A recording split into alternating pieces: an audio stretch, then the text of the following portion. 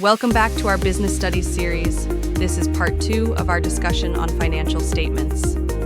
In this video, we will focus on the statement of financial position, also known as the balance sheet.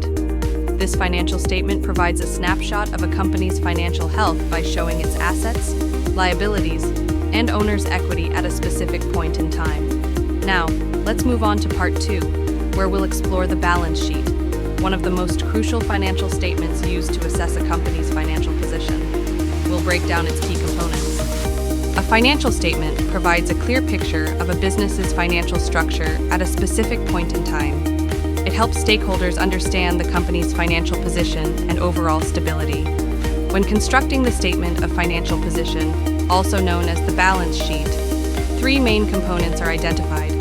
Assets, the resources owned by the business that provide future economic benefits. Liabilities, the financial obligations or debts the company owes to others.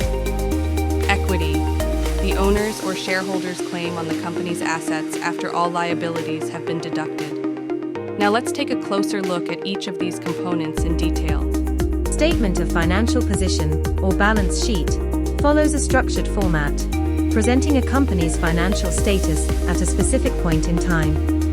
It is divided into 3 main sections: assets, liabilities, and equity. Assets first, we have non-current assets, which are long-term resources that the business owns.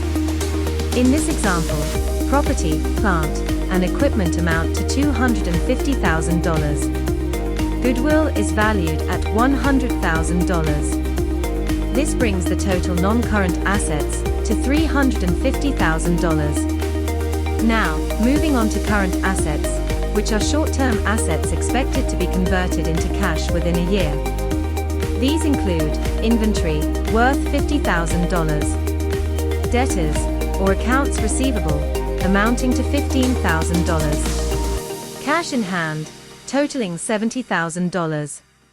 This results in total current assets of $135,000. By adding both non-current and current assets, we get the total assets of $485,000. Liabilities now. Let's look at liabilities, which represent the company's financial obligations. Starting with current liabilities, which are short-term debts due within a year. Overdraft, amounting to $52,000. Creditors, or accounts payable, totaling $46,000.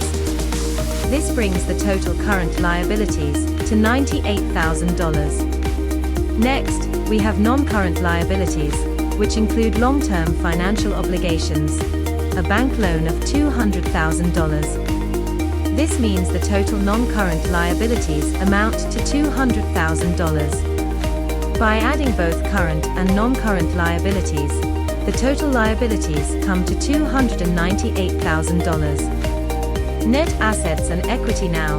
Let's calculate the net assets.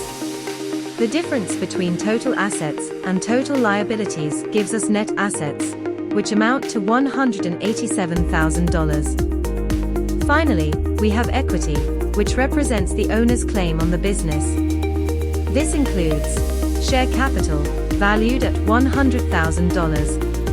Retained earnings, which are the accumulated profits reinvested into the business, totaling $87,000. This brings the total equity to $187,000, which matches the net assets.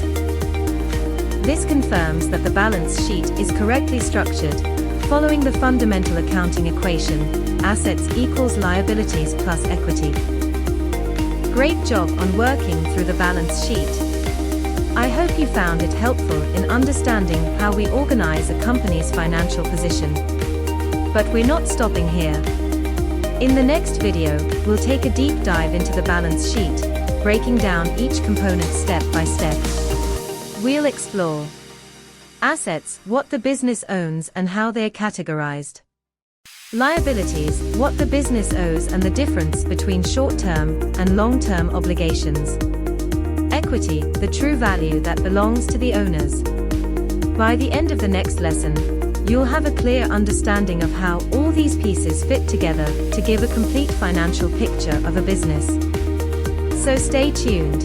and I'll see you in the next video.